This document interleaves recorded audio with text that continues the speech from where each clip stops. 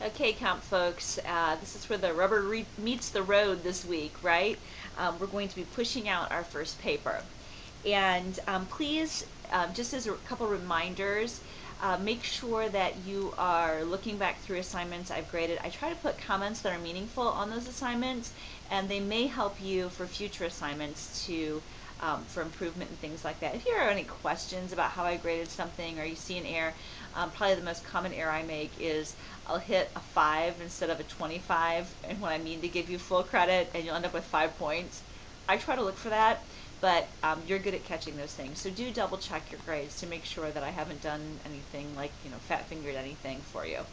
In the same way, if you have like 255 points on a 25-point assignment, you might want to bring that to my attention too. I don't make that mistake as often. Okay, it's fall, and I feel like it's really fall for a couple reasons. One, it's cooler at night. Two, it's cooler in the morning. Two, Starbucks has their pumpkin spice lattes back on the menu. That's very important to me. And three, our first paper is due. This is where the rubber meets the road. Okay, so here's what we're doing. You're taking the readings from last week, the Bryson, Lurie, Grandin, Coffer, Huxley, Reichel, and you're choosing just one. Choose your favorite if you wish, okay? Choosing just one, and you're writing a summary response. I have some students say, I love how you have very wide open topics because I get to choose. I have other students who say, I hate how you have very wide open prompts because I don't like so many choices. I think it's important that we have lots of choices at this level of composition because it really forces you to internalize the arguments that are being presented in the essays and make them your own. If I give you a prompt that leads you in a direction, you may not have that opportunity to really just take the article and go the direction you want with it. If you need some examples, if you're feeling stuck, if you want to run your thesis statement by me before you actually write this paper, feel free to do that. That doesn't bother me at all. I don't mind looking at that kind of thing. But you're choosing one article and you are responding to it. This is the simplest assignment we'll do. You're not synthesizing anything, just your thoughts and the author's thoughts. Think in terms of they say, I say. Think about the article about argument writing. Think about the reflection activity we did where you positioned, where you said, many Americans believe this, but I believe. Think about that type of structure in response to the article. Try to do a balance. Don't over summarize. Make sure that you're having plenty of your thoughts, your original thoughts.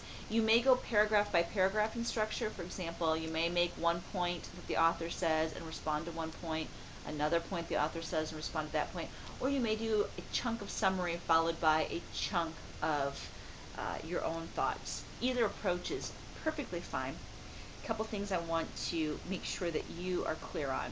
One, your thesis statement needs to look like the thesis statement on the worksheet. You don't have to use the worksheet from last week, but that's what I am looking for. I want a naysayer or an although type statement. I want a very clear definition of what the author is saying and what you're saying in response embedded in that thesis statement. You can craft it as you wish. Okay. Secondly, I would like to see you you have to cite the article. You don't need to put the page number. I'm sorry, you do need to put the page number. You need to put the author's last name because you're only using one site or one author, one citation.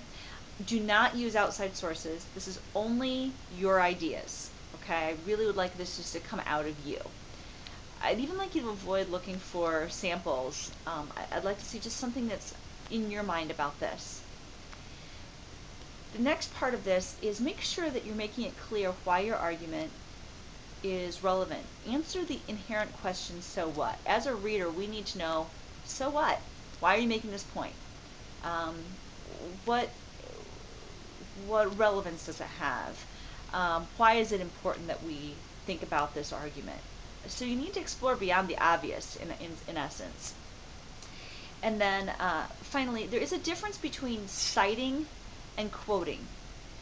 Anytime you quote an author, you must cite. But you can use an author's ideas and you still need to cite. The idea is not that you are trying to show that you're not plagiarizing, although that is part of it. Part of it is that as an academic reader, if you present an idea and cite it, I know where to go find that idea on my own to do my own extra research, if I wish. So there's kind of two things. You're giving credit to the ideas. Now, let's say there's an idea that you already thought about, but the author presents. Still cite it. Even if it's not an idea that you feel like may have originated with the author, if it is a big idea that you're presenting, then you'll want to cite because it's also building your credibility. I know then that it's not just you that's saying this. There's a published author that's also saying this. It's a way of backing up your argument or even refuting the author's argument. Basically, as a rule of thumb in academic writing, you're going to want to have one citation in every paragraph. Not one quote in every paragraph, one citation as a minimum. Just consider that. And then just one last thing, I always include a feedback form. Would you just copy and paste that form out of the course content, slap it on the very end of your paper after your work's cited, and fill it out for me? It's a good way for us to have a thorough conversation about your writing.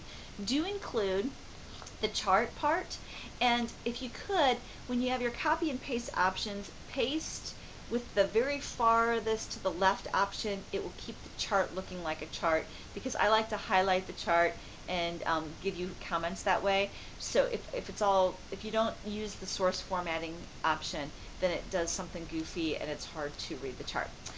That's a lot of information. If you have questions, please give me a shout, and I hope you have a great writing week this fall.